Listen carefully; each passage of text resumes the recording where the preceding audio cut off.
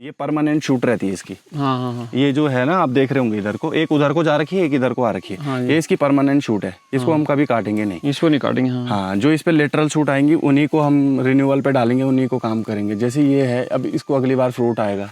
अब जैसे आप इस पे देख रहे हो, इस पे फ्रूट आ रखा है, तो इसको यहाँ से रिमूव करेंगे तो इस पे फल आएगा। अगर सारे पे फल आ गया तो इसको यहाँ से काट देंगे, फिर नया शूट यहाँ से निकल जाएगा अपने आप। हमारे क्षेत्र के युवा लोग, क्या होता है कि एक तो शर्म उनको आती है काम करने में, मतलब दूसरे के बर्तन धोना इजी लगता है, अपनी बकरी चराना उनको टफ लगता है। बस थोड़ी सी सोच बदलनी पड़ेगी कि हाँ, घर पे रह के भी हमको वही चीज़ें मिल सकती हैं। अब एक के पीछे ट्रेंड बन गया है कि एक के पीछे एक नहीं जाना है, मतलब भेड़ चाल छोड़नी पड़ेगी लोगों को ना, और यही सोचना पड़ेगा कि यहाँ पे भी रह के फ्यूचर बन सकता है। और आजकल की जो लड़कियाँ हैं वो भी ये सोचें कि हाँ, कि हम भी घर पे रह के काम ना भी करें लेकिन सपोर्ट तो कर सकते हैं जो काम करना चाह रहे हैं। तो शायद ऐसे में ही चीज़ें बदलेंगी। हम नई नई वस्तुएं बना सकते हैं, नई तकनीक बना सकते हैं, किंतु यदि हम उत्पादन ही नहीं करेंगे तो खाएंगे क्या? एक युवा किसान की यह बात खेती को देखने का एक अलग दृष्टिकोण सामने रखती है। कुछ ऐसा करना जिसका परिणाम सीधे जीवन से जुड़ा हो। मेरा नाम पवन पांडे है और स्कूली शिक्षा जो हमने मैं लोकल अपने इंटर कॉलेज से की है जी। और हायर एजुकेशन में मैंने 2 बार ग्रेजुएशन किया है, प्लस एक पोस्ट ग्रेजुएशन किया है लाइब्रेरी इन्फॉर्मेशन से। जी। तो जब मतलब पढ़ाई ख़त्म होने के बाद पिताजी तो शुरू से कर ही रहे थे, तो दिमाग में एक ही ख्याल आया कि जो भी उगेगा उसी से पेट बनने वाला है, बाकी कोई अतिरिक्त ऐसी चीज़ है नहीं। मतलब टेक्नोलॉजी को हम खा नहीं सकते, भले हम उससे इस्तेमाल करके इनोवेशन अच्छी पैसा कमा सकते हैं, लेकिन उसे पेट नहीं भर सकता। जी जी। तो खेती ऐसी चीज़ है, चाहे आज हो चाहे कभी भी हो, आने वाले 1000 साल में कितना आगे दुनिया बढ़ जाए, तो पेट जो खेती में होगा उसी से भरने वाला है। तो पहली सोच तो यही है। दूसरी चीज़ ये है कि अगर आप यहाँ पे रह के मेहनत करते हैं और उतनी मेहनत बाहर करते हैं, तो मुझे लगता है यहाँ ज़्यादा बेनिफिशियरी रहेगा वो काम करना, क्योंकि किसी कंपनी को या किसी मालिक को 8 घंटे या 10 घंटे देने से अच्छा है कि अपने खेतों को उतने टाइम दिया जाए, तो वो ज़्यादा बेनिफिट हमको मिलेगा। और अपने घर में शुद्ध हवा है, शुद्ध पानी है, खेत इतने बंजर पड़ ही रहे हैं, तो उसमें बहुत स्कोप है। आने वाले टाइम में टेक्नोलॉजी का इतना स्कोप बढ़ गया है कि हम सारी खेती में भी टेक्नोलॉजी का इस्तेमाल ही कर रहे हैं, उससे हमको ही फ़ायदा होने वाला है आने वाले टाइम में भी। पौड़ी गढ़वाल के कोट विकास खंड के भटकोट गांव में पवन अपने परिवार की उसी भूमि पर कार्य कर रहे हैं जहां कुछ वर्ष पहले उनके पिता ने फलदार पौधे लगाने आरंभ किए थे। आज इस भूमि पर अनेक प्रकार के पेड़ पौधे दिखाई देते हैं, परंतु इस बगिया की सबसे बड़ी पहचान अब बन रही है कीवी। इसके बारे में बताइए कौन सी वैरायटी? ये एलिसनी वैरायटी है। अच्छा। और यहाँ पे कुछ ब्रूनो वैरायटी भी है, लेकिन अभी वो छोटी हो रही है यहाँ पे, मतलब उस पर भी मैं कोशिश कर रहा हूँ उसको जानने, उसकी साइज़ बढ़ाने की कोशिश कर रहे हैं। अच्छा। लेकिन अभी उसको टाइम लगेगा अगले साल तक ना। अच्छा अच्छा। लेकिन अभी जो हमारे पास है मैक्सिमम एलिसन ही है। एक हैवर्ड का पेड़ था, वो एक्चुअली पिछली बार सूख गया है ना, मतलब कुछ दिक्कत आ गई थी उस पौधे में। वो थोड़ा सा हमारा एलिवेशन क्या है कि हैवर्ड जो लगता है 4000-4500 की हाइट पे लगता है। अच्छा, फीट बहुत पे बहुत थोड़ा सा उसको चिलिंग आवर ज़्यादा चाहिए होते हैं, 700-800 घंटे चाहिए उसको चिलिंग आवर। बाकी एलिसन के लिए बहुत अच्छा ये एटमॉस्फेयर है, तो यहाँ पे ये बहुत अच्छा सर्वाइव कर रहा है। अच्छा। जैसा ये साइज़ थोड़ा लंबा दिखता है ना आपको, ये कीवी थोड़ा लंबा दिख रहा है, लेकिन हैवर्ड का क्या होता है कि वो गोल साइज़ में रहता है, गोल चौड़ा रहता है। अच्छा अच्छा अच्छा। तो किंग ऑफ कीवीज हैवर्ड को ही कहते हैं। अच्छा, हैवर्ड को ही कहते हैं। अच्छा अच्छा। अभी जैसे आप देख रहे होंगे कि जिस भी टहनी पे फल आ गया है, अगली बार इस टहनी पे फल नहीं आने वाला है, जो इसकी क्योंकि इसने फल दे दिया है। अच्छा अच्छा। अब आप इसको कट करेंगे तो यहाँ से एक नई टहनी निकलेगी, 100% निकलेगी। अच्छा अच्छा। जब इसको कट करेंगे तो यहाँ से एक टहनी निकलेगी। तो 1 साल पुराना जो, जैसे आप ये देख सकते हैं आपके पीछे ये है ना, ये वाली टहनी, इस पे फल नहीं है अभी। तो 1 साल पुराना ये हो जाएगा, तो इस पे फल बनेगा, इस पे फल नहीं बनेगा। जिस पे पहले से ये जैसे इस पे फल बना हुआ है, तो इस पे फल नहीं बनेगा अगले साल। तो इसको हमको रिमूव करना ही पड़ेगा। हो सकता है कि यहाँ तक फल आए तो यहाँ आगे इसका छूट गया, यहाँ फल नहीं आया तो यहाँ से फल आएगा इसके इधर। अच्छा। यहाँ पीछे जहाँ फल आ गया वहाँ पे फल नहीं आने वाला है। बस यही है कि 1 साल पुरानी जो टहनी होगी उस पर ही फल आएगा, पुरानी टहनियों को हटाना पड़ेगा हमको, नई टहनी रिन्यूअल पे डालनी पड़ेगी, तब उस पर नेक्स्ट ईयर फल आएगा। अच्छा अच्छा, ये भी ध्यान रखना पड़ेगा। ये है इसका सबसे इम्पोर्टेंट पार्ट। तो फिर जो ये एक बार आपने हार्वेस्ट कर ली है फसल, हाँ जी, तो फिर कैसे पता चलेगा आपको कि किस टहनी पे था किस पे नहीं था? अब जैसे आप ये देख रहे हैं ना जी, तो अगर जैसे हम इस फ्रूट को तोड़ते हैं ना, तो इसका कुछ निशान तो इस पे रह ही जाएगा या इसका डंडा रह जाएगा। ठीक है ठीक है। तो उससे पता लग जाता है इसमें, क्योंकि इसको डंडे के साथ नहीं तोड़ते हैं, पे छोड़ देते हैं डंडा, ताकि पता तो चले अगले साल, नहीं तो पता ही नहीं लगेगा इसमें। अब जैसे आप इस पे देख रहे हो, इस पे कुछ नहीं है, तो इस पे अगले साल फल बनने वाला है। मतलब नेक्स्ट हार्वेस्टिंग जो हम करेंगे इससे करेंगे अब। अच्छा अच्छा। अब जैसे इस पे फल लगा हुआ है, भले छोटा है चाहे बड़ा है चाहे कैसे भी हाँ, है, ये। तो इस पे फल नहीं लगेगा अगले साल। इस पे 2 टाइप की शूट निकलती हैं, एक तो सेल्फ टर्मिनेटेड शूट है अच्छा ये छोटी रहती है, अच्छा। और ये ओपन शूट है। ये ओपन शूट है, अगर अगली बार क्या करूंगा ना, मैं इसको यहाँ से हटा दूंगा। अच्छा, यहाँ आप से देख यहाँ से हटा, इस पे पूरे पे फल है, देखो आप, हाँ, पूरा पूरे पे फल है ना, हाँ। तो इसको यहाँ से हटा दूंगा, इसको फ्रूट के लिए छोड़ दूंगा आप।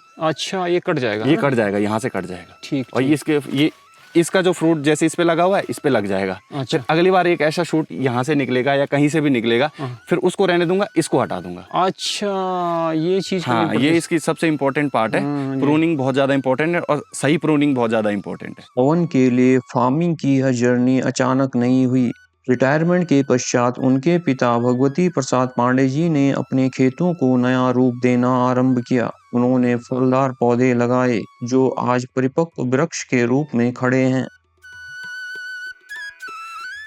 यहाँ हमारे साथ हैं भगवती प्रसाद पांडे जी। तो पांडे जी, थोड़ा सा आप अपना जो पृष्ठभूमि है और अपना परिचय दें पहले तो, फिर उसके बाद थोड़ा अपनी पृष्ठभूमि के बारे में बताइए, और फिर ये बताइए कि ये कार्य आपने कब स्टार्ट करा। नमस्कार, मैं भगवती प्रसाद पांडे, ग्राम भटकोट, कोट ब्लॉक, पौड़ी गढ़वाल से। सबसे पहले तो आप लोगों का बहुत बहुत स्वागत है, आप मेरे पास यहाँ आए मेरे बगीचे में देखने के लिए। मैं 24 साल CRPF में नौकरी करने के बाद 2009 में रिटायर आया था, वॉलंटियर रिटायर आया। उसके बाद मैंने एक काम शुरू किया है। तो पहले मैंने माल्टा वगैरह, बब्बू गोसा वगैरह लगा रखा था, तो उसमें भी मार्केट नहीं मिलने की वजह से नहीं कर पाए। फिर 2019-20 में मैंने कीवी शुरू किया है, उसमें मेरे को फ़ायदा हुआ। अभी मैं पूरा कम से कम 300 पौधे लगा दिया हूँ। जी, आप कह रहे हो 2010 में आपने वॉलंटरी रिटायरमेंट लिया। अधिकतर मैंने देखा कि उत्तराखंड में, हमारी जो उत्तराखंड बनने के बाद जो एक मतलब मानसिकता बन गई लोगों की कि जैसे जो रिटायरमेंट पे है, जिसके पास थोड़ा सा पैसा है, तो वो पहाड़ में रहना ही नहीं चाहता, वो यहाँ से प्लान होके प्लेन्स में कहीं बसना चाहता है। लेकिन आपने उस धारा के विपरीत दिशा में मतलब चले हो, आपने बिल्कुल अपने गाँव में आके यहीं पर कार्य किया। तो मतलब क्या कारण रहा कि जो आपने कहा कि नहीं, देखो पहाड़ में मैं ऑल इंडिया घूम के देख लिया, घाट घाट का पानी पिया, पर सबसे अच्छा मैंने अपना घर ही देखा। अब बेटा मेरा ग्रेजुएशन करने के बाद वो भी बाहर नहीं जा, उसने बोला नहीं मैं नहीं जाता बाहर, मैं यहीं काम करूँगा। तो उस वही देखता है। अभी तो सब काम मेरे बस का तो है नहीं, वही देखता है। पहाड़ में पढ़े लिखे युवाओं के सामने आज गांव से बाहर जाकर जॉब करने के अनेक अवसर हैं। बहुत से युवा खेती से दूर जाना चाहते हैं और अपना भविष्य गांव से बाहर देखते हैं। पवन ने इसके विपरीत अपनी भूमि को ही अपने भविष्य का आधार बनाने का निर्णय लिया। यही सोच उन्हें अपने आसपास के अनेक युवाओं से अलग करती है। आपने जब स्कूलिंग आपने कंप्लीट करने के बाद, ग्रेजुएशन, पोस्ट ग्रेजुएशन करने के बाद, कहीं आपने कुछ नहीं देखा कि मतलब आपको था कि मुझे मैंने लाइब्रेरी इंफॉर्मेशन श्रीनगर से फिर दोबारा जो ग्रेजुएशन की, पहले मैंने BCom किया था, लाइब्रेरी इंफॉर्मेशन से मैंने फिर वहाँ से ग्रेजुएशन करी। फिर मुझे मास्टर के लिए फिर ऋषिकेश देहरादून जाना पड़ा, तो वहाँ से मैंने अपनी ग्रेजुएशन की। FRI देहरादून से मैंने क्या है कि ट्रेनिंग ली थी वहाँ से, जो लाइब्रेरी इंफॉर्मेशन में जो ट्रेनिंग होती है लाइब्रेरी की, वो ट्रेनिंग ली थी। तो वहाँ से मेरे को एक जॉब ऑफ़र आया भी था, मतलब बोल रहे थे कि वहाँ पे करो तुम जॉब, कम से कम 5-6 साल के लिए 30-35 हज़ार रुपये तुमको सैलरी दे देंगे, और अगर काम ठीक रहा तो आपको मतलब आगे भी कंटिन्यू करवाते रहेंगे यहाँ से। लेकिन उसके बाद जब मैं घर आया तो फिर अब माइंड चेंज हो गया कि नहीं, अब यहीं पर रह के कुछ करना है। और क्या होता है कि अब मन किसी चीज़ में लग जाए तो फिर उसकी सुननी चाहिए हमेशा, अच्छे काम के लिए, बुरे काम के लिए नहीं। अच्छे काम में अगर मन लगे तो ये कोई बुरा काम नहीं है। हाँ, भले दुनिया की सुननी पड़ती है, तुम घर पे क्या कर रहे हो, घर पे रह के क्या होगा तुम्हारा, बस मोटिव पैसा कमाना ही है सबका ना। अगर मैं घर पे रह के पैसा कमा सकता हूँ तो मुझको बाहर जाने की आवश्यकता क्या है। सारी चीज़ें तो अब हमारे पास जो बाहर शहरों में होने वाली है यही है। हम भी इन्हीं स्कूलों से पढ़े हैं, हम भी पढ़ाई करके आगे बढ़े। लेकिन पढ़ाई का मतलब यही नहीं होता है कि हमेशा नौकरी करें किसी और के लिए।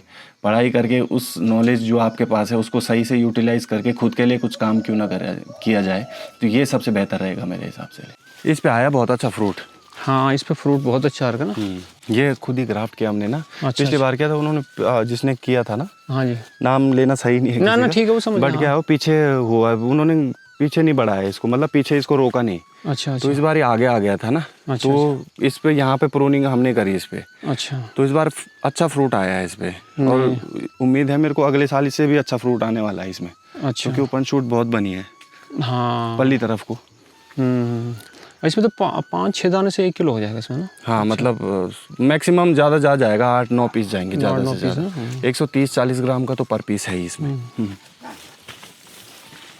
ये दूसरी वैरायटी आप देख रहे हैं ना, ये अच्छा। हाँ यही प्रॉब्लम है इसमें, ये साइज अच्छा नहीं बन पा रहा है। इस पे मैंने पिछली बार कुछ एक्सपेरिमेंट किया था तो इस पे अच्छा साइज बना है उसका थोड़ा सा, ये आप देख रहे होंगे ना। हाँ जी, हाँ जी। हाँ लेकिन अब ये एक तो मैच्योर पौधा हो गया और इसमें कुछ प्रॉब्लम्स आ रही है। मैं मतलब इस पे भी रिसर्च चल ही रही है कि हाँ इस पे छोटा साइज क्यों आ रहा है। हाँ। लेकिन आने वाले टाइम में भी हम उसको भी ऐसा ही बनाने की कोशिश कर रहे हैं कि ये साइज अच्छा बन जाए। हाँ ये साइज का नहीं, इसका वाला साइज है।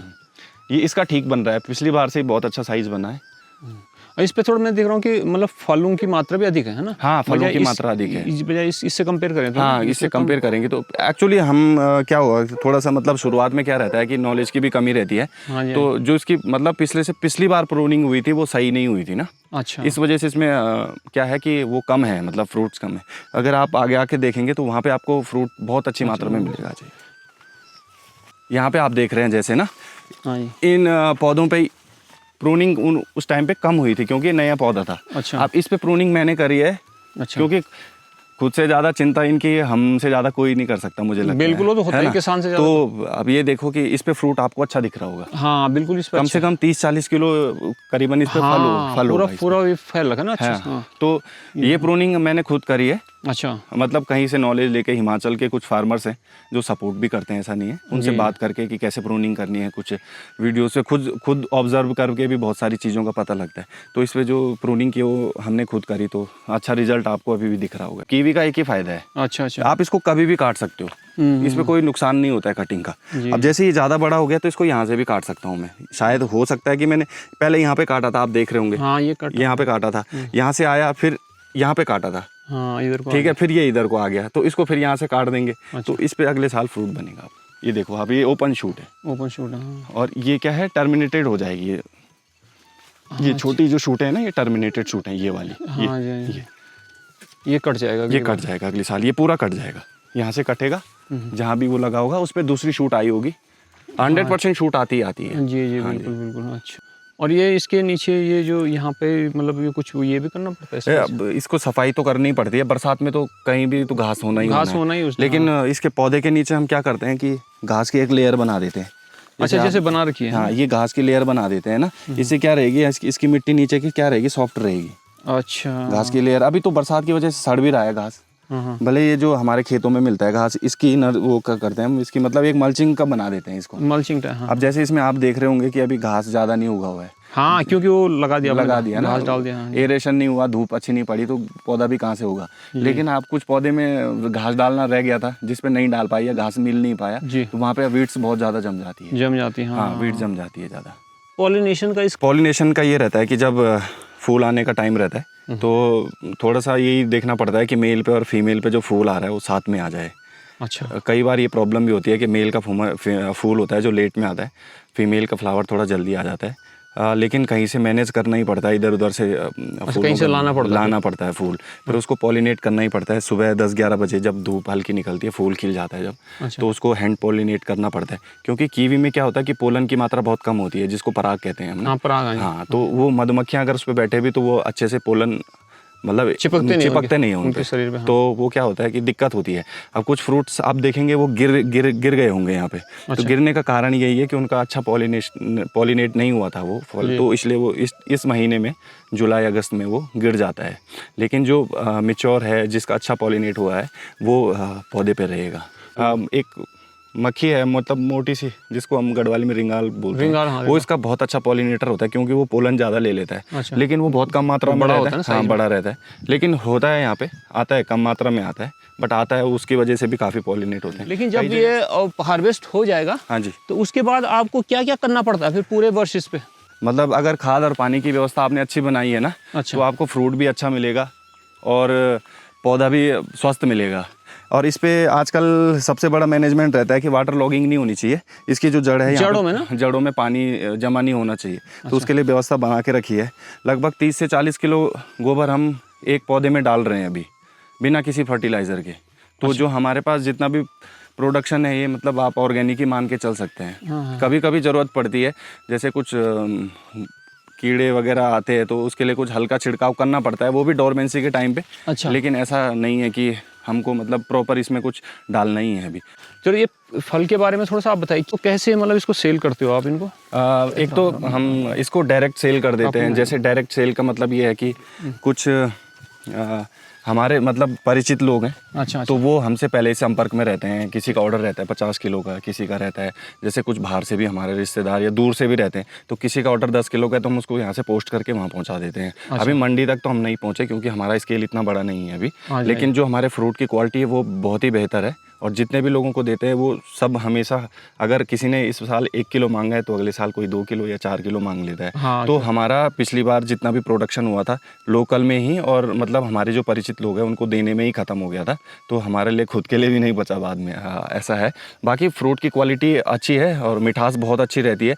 जो हम चाइना से या न्यूजीलैंड से इंपोर्ट करते हैं कीवी, वो एक्चुअली पेस्टिसाइड ज़्यादा यूज़ होता है उसमें, तो इसका हाँ भले वो मीठा ज़्यादा होता है क्योंकि वो ऐसी मशीनें हैं उनके पास पकाने के लिए। हम इसको नेचुरली पकाते हैं और नेचुरली अपने ग्राहकों तक या अपने जो हमारे लोग जानने वाले हैं जिनको कीवी की आवश्यकता है उन तक पहुंचाते हैं। अच्छा, तो अभी क्या रेट जाता है यहाँ से? अभी अगर आगे अगर हम मानते हैं तो एक ग्रेड का कीवी है लगभग 350 से 400 रुपये उसका रेट रहता है। तो जैसे आप इसको देख रहे हैं तो ये एक ग्रेड का लगभग 150 ग्राम या 160 ग्राम का ये पीस होगा। एक पीस है ना? हाँ, और 70 ग्राम से जो ऊपर का पीस रहता है वो ए ग्रेड में आता है। 40 ग्राम से और 70 ग्राम का बी ग्रेड में रहता है। अच्छा। और 40 ग्राम से नीचे वो सी ग्रेड में आ जाता है। अच्छा अच्छा। तो जो इसके मतलब मैक्सिमम है 350-400 रुपये किलो ये बिकता है। अच्छा। ए ग्रेड का यहीं से बिक जाता है। अच्छा, अच्छा। मतलब हम उसको पूरा पैक करके और पूरा मतलब स्टिकर जो मतलब इसकी आवश्यकताएं होती है, जो अच्छा दिखेगा तो अच्छा बिकेगा, उसकी पूरी क्वालिटी मेंटेन करके पैकेजिंग करके उसको बेच लेते हैं। और जो बी ग्रेड का रहता है तो उसको भी अगर किसी को चाहिए होता है बल्क में 10 किलो 15 किलो तो हम उसको वैसे भी दे देते हैं। और सी ग्रेड का तो बहुत कम निकलता है, वो अपनी चटनी बनाने के लिए या अपने घर के लिए भी यूज़ कर लेते हैं। अच्छा, और जैसे ये जो जितना भी है इसमें आपके पिताजी ने जैसे खड़ा किया है यहाँ पे, तो आगे भविष्य में आपका क्या विचार है कि इसको आप किस स्तर तक ले जाएं और क्या मतलब नए आप प्रयोग इसमें करना चाहेंगे? सबसे पहले तो यहाँ पे जो एग्रीकल्चर का प्रॉब्लम रहता है कि एग्रीकल्चर जो भी फसलें होती हैं उसमें ज़्यादा बेनिफिट नहीं हो पाता है हमारे गढ़वाल क्षेत्र में। तो यहाँ पे जो सबसे ज़्यादा बेनिफिशरी है वो ये मतलब हॉर्टिकल्चर फार्मिंग। हॉर्टिकल्चर, क्योंकि इसको हम बचा भी सकते हैं। अगर पेड़ पे फल लगाया उसको नेट से बचा सकते हैं, लेकिन पूरे खेत में आप मंडवा देख रहे हैं तो उसको बचाना बहुत मुश्किल हो रहा है। तो वैसी चीज़ें मतलब ऐसी जैसे अभी ये कीवी हो गया, हमारे पास लगभग 300 पौधे कीवी के हैं। अच्छा। तो आने टाइम में इसके हम प्रोसेसिंग यूनिट भी तैयार कर सकते हैं। बल्क मात्रा में रहेगा तो सीधे डायरेक्ट मंडी तक भी पहुंचा सकते हैं। तो टारगेट यही है कि इसी को आगे बढ़ाना है और इसी से बेनिफिट लेना है। शुद्ध अपने आप भी खाएंगे, दुनिया को भी खिलाएंगे, जो हमसे जुड़ेगा उनका भी बेनिफिट होगा, लोगों को यहाँ पे रोज़गार भी मिलेगा, खुद के लिए भी रोज़गार का तैयारी कर रहे हैं हम यहाँ पे उससे। जी, रोजमेरी क्या इसका क्या कैसे होता है? इसका सप्लाई करते हो कहीं कैसे? हाँ, सप्लाई करते हैं। ये पौध तैयार कर रखी है हमने ना। अच्छा। मतलब ये डिपार्टमेंटल या किसी भी तरह एग्रीकल्चर या हॉर्टिकल्चर से कहीं से भी है, जैसे कैप से कि कोई अपना भी लगाना चाहता है तो इसको हम पौध प्रोवाइड करवा देते हैं। अच्छा। हमारे पास मदर प्लांट आप देख ही रहे हैं कि बहुत अच्छे मदर प्लांट भी तैयार है हमारे पास। ये 2 साल का पौधा है। अच्छा। बहुत बढ़िया है। एक से लगभग 400-500 इससे कटिंग निकाल के हम पौध तैयार कर सकते हैं इसमें। अच्छा, इसी से कटिंग? हाँ, इसी कटिंग निकाल के करते हैं इसमें। अच्छा अच्छा। हाँ, क्योंकि इसका बीज उतना बेनिफिट नहीं देता है, उससे अच्छा है कि इसकी कटिंग निकाल के और तैयार कर लो। बाकी खुद भी इसका यूज़ करते हैं हम, मतलब जैसे इसकी चाय बनाने में। अच्छा। है ना, और मतलब मानसिक तनाव के लिए या पेट के लिए बहुत अच्छा रहता है। बालों के लिए आप देखते हैं आजकल इतने प्रोडक्ट मार्केट में आ रहे हैं। हाँ, तो रोजमेरी का बहुत ज़्यादा यूज़ रहता है उसमें। अच्छा, तो ये मतलब ये आपने इसको तो मतलब आपने यूज करते हो कुछ कॉमर्शियल? बेचते भी हैं अभी। अच्छा। मतलब शुरुआत में अभी तो ये मदर प्लांट बनाए हमने ना। अच्छा अच्छा। तो अभी बेचने का तो अभी ऐसा हुआ नहीं है, बट अभी पौधे सेल कर रहे हैं हम इसकी। अच्छा। इसके बाद जाएंगे इसमें मतलब ना। हाँ जी। हाँ, अगर ड्रायर वगैरह की व्यवस्था हो जाती है हमारे लिए कहीं से, या हमने अप्रोच कर भी रखा है डिपार्टमेंट से ना। अच्छा। अगर हो जाती है तो इसका फ़ायदा हमें मिल जाएगा। फिर ये बहुत अभी तो छोटा ही है, ये मेरी हाइट पे पहुंच जाएगा अभी कुछ टाइम में ये। अच्छा। 13-14 फीट तक इसकी हाइट जाती है अगर आप इसको सही से मेंटेन करके रखो ना। तो ये है इसका ज़्यादा नुक्स। इसमें कुछ भी नहीं करना है, साल भर पानी भी नहीं दोगे ना तब भी जीवित रहेगा। अच्छा। पर ज़्यादा गर्मी पड़ेगी तो एक आध पानी डाल दो इसमें तो ये जीवित रहेगा। बस इसमें क्या होता है, वाटर अगर थोड़ा सा भी लॉग हो गया, रुक गया बाहर, तो ये पौधा खराब हो जाएगा। तो आप इसकी जड़ पे देखेंगे ना, थोड़ा सा ये देखो ऊंचे कर रखे हैं, ये देखो, आप देखो यहाँ। ये वाटर लॉगिंग ना हो इसके लिए क्या है, ये जड़ पे मिट्टी लगा रखी है हमने। हाँ जी। ताकि इस पे पानी रुके ही ना। इसको हाँ। बिल्कुल बहुत कम पानी की ज़रूरत पड़ती है। तो अच्छा, बहुत अच्छा पौधा है कि जिसको पानी, कम पानी हाँ, में भी कम पानी में भी बहुत अच्छा सर्वाइव कर, क्योंकि इसकी जड़ें हम बहुत गहरी लगाते हैं। अच्छा। अगर आपके पास इतना पौधा है, अगर 1 फीट का पौधा है तो आधे से ज़्यादा उसको ज़मीन में दबाना पड़ता है, अच्छा। ताकि मतलब वो अपना जो पानी का रिसोर्स है वो ज़मीन से ही ले ले, ऊपर से हाँ। एक्स्ट्रा पानी की ज़रूरत ना पड़े, जरूरत ना पड़े। और ताकि वो मजबूत भी रहे। अब आप देखो, छोटा पौधा अगर छोटे जड़ी जड़ दबाएंगे ना तो ये कब का नीचे गिर जाएगा, इतना बड़ा भारी हो जाता है पौधा। अच्छा। तो ये अपने आप नीचे गिर जाएगा। अच्छा। इसलिए इसको पहले ही ज़मीन में डाल देते हैं, तो ज़मीन से ही इसकी कलें फट जाती हैं, फिर अच्छा। तब फैल के हो जाता है ये गुच्छा।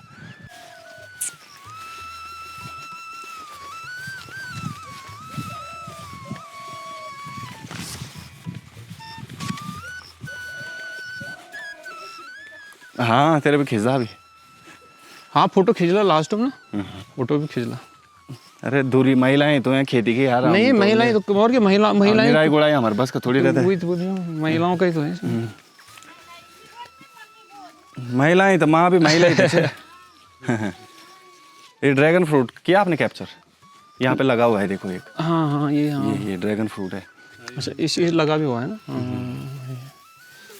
मतलब ड्रैगन फ्रूट की भी अच्छी खेती हो सकती है। यहाँ पर थोड़ा इसको क्या होता है कि इसका जो एवरेज टेम्परेचर है उसको ज़्यादा चाहिए होता है। अच्छा। तो यहाँ पे एक आध फ्रूट तो आ ही जाता है, मतलब हाँ हाँ हाँ, ठीक ठीक। हर साल एक आध फ्रूट हम ले ही लेते हैं। हमारे इस यहाँ पर जो हमारे पास ये आप देख रहे हैं कि हल्दी है, तो इसे हम हमेशा पैक करके बेच देते हैं, क्योंकि सही दिखेगा और अच्छे बिकेगा। तो उसका एक हमारा कंटेंट रहता है इसमें कि हम इसको बढ़िया तरीके से मार्केट में बेच पाएँ। तो ये जो आप पैकिंग देख रहे हैं, ये डिपार्टमेंट की तरफ से हमें प्रोवाइड होती है। किसी प्रोजेक्ट के अंतर्गत, अगर जैसे नमामि गंगे और परंपरागत कृषि विकास योजना के अंतर्गत हम लोग किसान हैं, तो वो हमें पैकेजिंग उपलब्ध करवाते हैं और हम इसमें अपना प्रोडक्ट पैक करके हमेशा सेल कर देते हैं, क्योंकि इसमें सेफ भी रहता है और ये जिपर लाइन वो रहते हैं, पैकेजिंग रहती है, तो ये बढ़िया रहती है। और ऐसा भी नहीं है कि इसमें कुछ चीज़ें ख़राब हो जाती हैं, अच्छा मटेरियल रहता है। अब जैसे ये अभी इलायची है, इसको भी पैक करके बेच देते हैं, बहुत कम मात्रा में, इसलिए इसमें हम पैक नहीं कर पाए, लेकिन इसको भी हम बढ़िया से पैक करके मार्केट तक भेज देते हैं। तो जो लोग डिमांड करते हैं तो सैंपल रखा हुआ है ये सैंपल के तौर पे अभी आप देख सकते हैं इसको। बाकी हम बढ़िया तरीके से मार्केट में पहुंचा लेते हैं। तो अभी आप क्या क्या चीज़ें ऐसे पैक कर रहे हो जो यहाँ पर पैक करके बेच रहे हो? अब पैक करके हम कुछ चीज़ें, जैसे ये हल्दी हो गई और ये बड़ी इलायची हो गई, कोई रोज़मेरी की डिमांड करता है तो उसको भी हम पैक करके दे देते हैं। और जैसे कुछ अचार वचार का काम भी हम करते हैं। आजकल तो खैर बरसात के टाइम पे नहीं, उसका सैंपल हमारे पास है, जो भी था वो सेल हो चुका है, लेकिन वो भी हम पैक करके हम सारी चीज़ें बेच देते हैं यहाँ से। आज भी हमारे समाज में पढ़ाई और खेती को प्रायः दो अलग मार्गों के रूप में देखा जाता है, परंतु पवन भाई की कहानी इन दोनों को एक साथ देखने का अवसर देती है। उनकी शिक्षा उनके लिए खेती से दूर जाने का कारण नहीं बनी, बल्कि वह खेती को नए ढंग से समझने का एक साधन बनी है। क्योंकि आज कृषि भी बदल रही है, नई टेक्नोलॉजी आ रही है, नई प्रजातियों के बारे में जानकारी उपलब्ध है, मार्केट बदल रहे हैं। ऐसे समय में एजुकेटेड युवा यदि खेती में आते हैं तो वे अपने साथ केवल श्रम नहीं बल्कि एक अलग दृष्टि भी ला सकते थोड़ा सा हैं। एक बारे में बताओ कि ये बताओ आप कि जैसे कि मतलब आजकल जो हमारी युवा पीढ़ी है, उनमें उनकी अधिकतर की ये सोच है कि वो पहाड़ में रुकने नहीं चाहते। वो उनको ये रहता है कि नहीं यार, बाहर जाके कुछ करें। तो मतलब आपका कैसे पहले से ही इसमें रुचि थी, या फिर परिवार वालों ने कहा कि नहीं इसी को आगे करो, या फिर आपका ये अपना मन था कि नहीं यार मुझे अपने पहाड़ में ही करना कुछ? सबसे पहले तो ये है कि रुचि किसी पे थोप नहीं सकते हैं, रुचि अपनी रखनी चाहिए, क्योंकि अगर आप किसी काम को थोपेंगे किसी पे तो वो कभी सक्सेस नहीं होने वाला है। तो मेरी खुद की रुचि थी। अरे हमने तो जब मेरे पिताजी रिटायर्ड आए, हम स्कूल लाइफ में थे उस टाइम पे, 10th में थे, 11 में थे, वो रिटायर्ड हो गए थे। तो उस टाइम पे देखते थे हम कि क्या कर रहे हैं, मतलब ऐसा कुछ नहीं था। जब धीरे धीरे मैच्योरिटी बढ़ी तब लगा यार कि खेती तो असली साधन है, जीवन जीने का असली साधन तो खेती है। भले हम अब उतना ज़्यादा नहीं कर रहे हैं, बस अपने लिए तो आदमी घर में कमा ही सकता है चीज़ें। अगर गुप्त धन है, मतलब अगर सपोज दैट आप सोचो कि हमने एक साल के लिए अपने घर में प्याज लगाया साल भर के लिए, तो क्या हो गया कि हम बाज़ार से उतना प्याज नहीं ला रहे हैं ना, तो उतना हमारा वो पैसा सेव ही तो हो रहा है। बाहर जाके नौकरी करने से अच्छा है कि अपने 8-10 घंटे अपने खेत में काम करो। तो मुझे लगता है कि 5-10 साल अगर आपने कंटिन्यू ये काम किया तो वो खेती आपको ज़रूर कुछ देगी। खेती हमसे मांगती नहीं है, बस मेहनत मांगती है, और मुझे लगता है कि उस खेती को करके हम बहुत आगे बढ़ने वाले हैं। युवा लोगों को, हमारे क्षेत्र के युवा लोग, क्या होता है कि एक तो शर्म उनको आती है ये काम करने में, मतलब दूसरे के बर्तन धोना इजी लगता है, अपनी बकरी चराना उनको टफ लगता है। तो सबसे बढ़िया ये है कि शर्म छोड़ के काम करने, इतनी बंजर पड़ गई है खेती।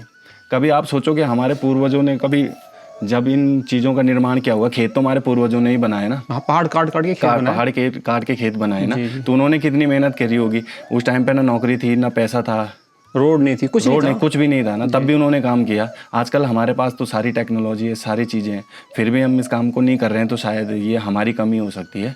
तो एक पूर्वजों का शाप है जी, जिसको मैं अपने ऊपर नहीं लेना चाहता हूँ, और मैं आगे बढ़ के काम करना चाहता हूँ इसी खेती में, और आने वाले टाइम पे मुझे ज़रूर सफलता मिलेगी, मैं तो ये समझता हूँ हमेशा। जी, बिल्कुल, बिल्कुल। नहीं, बहुत अच्छी सोच है आपकी। पवन की इस यात्रा में उनकी पत्नी की भूमिका भी उतनी ही महत्वपूर्ण है। वह स्वयं वेल एजुकेटेड हैं और गांव में रहकर खेती के इस कार्य में पवन के साथ पूरे मन से जुड़ी हुई हैं। सांगुड़ा के विद्यादत्त शर्मा जी ने पहाड़ में अपने जीवन और खेती के अनुभव मुझसे शेयर करते हुए एक बात कही थी, शिव बिना शक्ति के कुछ नहीं कर सकता, अर्थात स्वावलंबन का कोई भी कार्य बिना पत्नी के सहयोग के संभव नहीं है। आज की डेट में तो यहाँ पर सुविधाएं भी हैं, सब कुछ है, तो फिर भी क्या मतलब चुनौतियाँ इसमें आती हैं? मार्केट ढूंढना ही हमारे गढ़वाल की सबसे बड़ी प्रॉब्लम है, जहाँ तक मेरे को लगता है। लेकिन वो भी शॉर्ट आउट हो जाएगी, क्योंकि आबादी तो दिन प्रतिदिन बढ़ी रही है। 150 करोड़ पे पहुंच गए, नंबर 1 पे आ गए हम। जी, लेकिन उतनी चीज़ें खाने वाले भी उतने बढ़ गए ना। जी, तो मुझे लगता है कि अगर आपके चूल्हे में अगर राख है ना, तो आप उसको भी बेच सकते हैं, क्योंकि बिक रहा है वो चीज़ आजकल। सब बिक रहा है आजकल। सब बिक रहा है। तो बस थोड़ा सा मेहनत तो करेगी, मार्केटिंग का काम ढूंढना, मतलब कैसे करना है, क्या करना है, मार्केट तक अपने प्रोडक्ट्स को कैसे पहुंचाना है, अच्छे रूप से पहुंचाना है, अच्छी लेबलिंग करके, अच्छी उसकी पैकेजिंग करके अगर आप मार्केट तक पहुंचा रहे हैं, तो मुझे लगता है कि वो समस्या भी आने वाले टाइम में जल्दी शॉर्ट हो जाएगी। मुझ जैसे बहुत सारे लोग होंगे जो इस काम को कर रहे हैं। ऐसा नहीं है कि ये सिर्फ मेरी सोच है, मेरे साथ के बहुत सारे युवा ऐसे होंगे जो इस काम को कर रहे हैं, और कुछ दोस्तों को मैं जानता भी हूँ, बहुत अच्छा काम कर रहे हैं।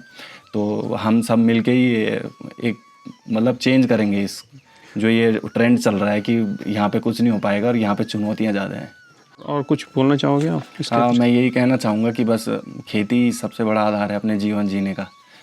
हमारा देश वैसे कृषि प्रधान देश है, लेकिन मैं सबसे अनुरोध करना चाहता हूँ, अगर ये मेरी बात सरकार तक पहुँचे, कि एक सब्जेक्ट बनाया जाए स्कूल लेवल से कृषि को, और मुख्य सब्जेक्ट बनाया जाए, सबको पढ़ाई जानी चाहिए कृषि, सबको इम्पोर्टेंस पता होनी चाहिए उसकी, कि कृषि क्या होती है, क्यों होती है और क्यों करनी चाहिए। अगर बच्चे शुरू से कृषि की नॉलेज लेंगे, तब जाके वो आगे इसमें आ सकते हैं कि हाँ मुझे भी ये खेती करनी है। जैसे उनको हमेशा कोई प्रोजेक्ट बनाना है, कोई इलेक्ट्रिकल प्रोजेक्ट बनाना है, या कोई भी प्रोजेक्ट, जैसे बच्चों के आप देख रहे हैं आजकल कितनी सारी एक्टिविटीज़ होती हैं, तो उनको एग्रीकल्चर भी उस सब्जेक्ट में शामिल करना चाहिए, और अनिवार्य रूप से स्कूलों में कृषि पढ़ाई जानी चाहिए, क्योंकि कृषि के अंतर्गत बहुत सारी चीज़ें आ जाती है। उद्यानीकरण भी कृषि के अंतर्गत आता है, अगर आप मत्स्य पालन कर रहे हैं वो भी कृषि के अंतर्गत आता है, आप मौन पालन कर रहे हैं, या कोई भी आप जैसे मुर्गी पालन कर रहे हैं, या सारी चीज़ें कृषि के अंदर आती हैं। तो वो मुख्य रूप से सब्जेक्ट बनाकर स्कूलों में ज़रूर पढ़ाया जाना चाहिए, ताकि हमारी जो युवा हैं वो कृषि की ओर क्या रहें, मोटिवेट रहें कि हाँ इस काम को करके भी पैसा कमाया जा सकता है।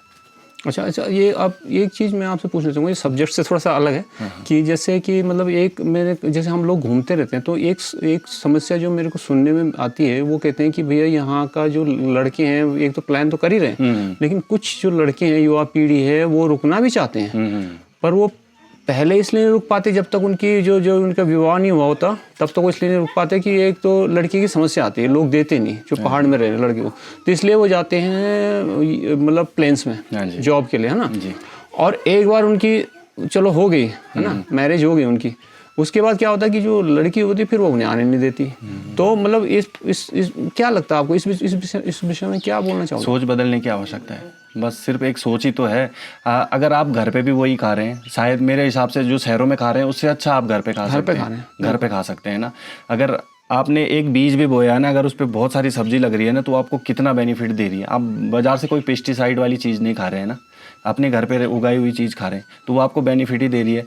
इंसान का बाहर शरीर ख़त्म हो रहा है, ना अच्छी ऑक्सीजन है, ना हवा है, पानी है, गुंडागर्दी इतनी हो गई है शहरों में, इतनी पॉपुलेशन बढ़ गई है। आप रात को भी सोएंगे तो तब तक कोई गाड़ी वाला हॉर्न मार के आपकी नींद जगा देगा। तो अपनी शांति से रहना, सिर्फ सोच बदलने वाली बात है। चाहे कोई लड़की हो, लड़की के माँ बाप हों, चाहे कोई लड़का हो, अगर उसको सोच अगर सही है तो यहाँ पे भी सारी चीज़ें हो सकती हैं। और सारी चीज़ें जब यहाँ पे अवेलेबल हैं तो यहाँ पे रहने में दिक्कत है। बस थोड़ी सी सोच बदलनी पड़ेगी कि हाँ, घर पे रह के भी हमको वही चीज़ें मिल सकती हैं। अब एक के पीछे ट्रेंड बन गया है कि एक के पीछे एक नहीं जाना है, मतलब भेड़ चाल छोड़नी पड़ेगी लोगों को ना, और यही सोचना पड़ेगा कि यहाँ पे भी रह के फ्यूचर बन सकता है। और आजकल की जो लड़कियाँ हैं वो भी ये सोचें कि हाँ, कि हम भी घर पे रह के काम ना भी करें लेकिन सपोर्ट तो कर सकते हैं जो काम करना चाह रहे हैं। तो शायद ऐसे में ही चीज़ें बदलेंगी। हाँ, सही कर रहे हो आपकी, मतलब ये सोच का ही वो है, जिस दिन सोच बदल देंगे तो ये सारी समस्याएं भी अपने आप समाप्त हो जाएंगी। जी नहीं, बहुत बहुत धन्यवाद आपका। और मुझे तो बहुत अच्छा लगता है कि आप जैसे युवा यदि अगर पहाड़ में रुक के कार्य करना आरंभ कर दें तो जो ये हमारी समस्या है, पहाड़ की जो बंजर है या बाकी जो भी और भी जो पलायन की समस्या है, इन सारी समस्याओं का समाधान हो जाए। हाँ बिल्कुल सर, बहुत बहुत धन्यवाद। धन्यवाद सर। भटकोट की इस बगिया में आज कई प्रकार के पौधे हैं, किंतु महत्वपूर्ण बात ये नहीं है। महत्वपूर्ण बात यह है कि एक पीढ़ी के कार्यों को दूसरी पीढ़ी आगे बढ़ा रही है, और संभवतः किसी भी ग्रामीण आजीविका की सबसे बड़ी शक्ति यही होती है कि उसका अनुभव केवल एक व्यक्ति तक सीमित न रहे, वह अगली पीढ़ी तक पहुँचे, नई सोच के साथ आगे बढ़े और समय के साथ अपना नया रूप बनाए।